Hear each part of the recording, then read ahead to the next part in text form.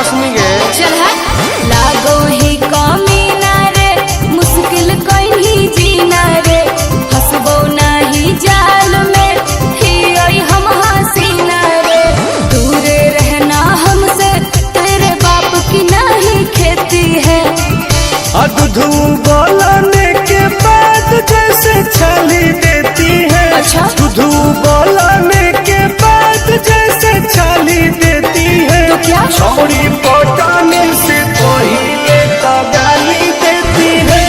माल पटाने से पहले तो गाली देती है। देहु पट जली गे। सपना देख रहे हो?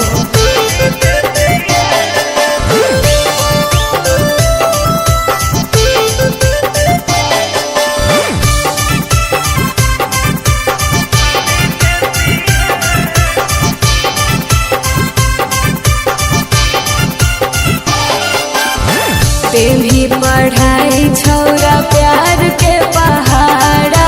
अच्छा ले दे के मजा नहीं मिलो मी दोबारा। अरे मिलम गे। चल झूठा सती सवितरी छोड़ी बोलो ही अनेर गे। तोहर तो गलिया छुअले हो तो लइका ढेर गे। बुझनी हल्का में ना लेना, मैं बार घर की बेटी है, समझा?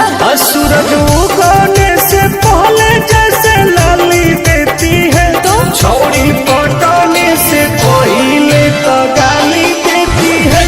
माल पटाने से पहले तो गाली देती है। देगी ही।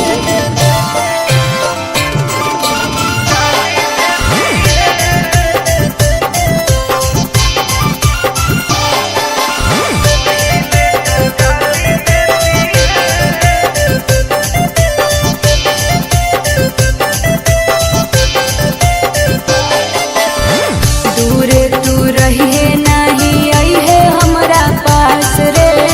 जिंदगी तू नाश कर में आनंद प्रकाश रे।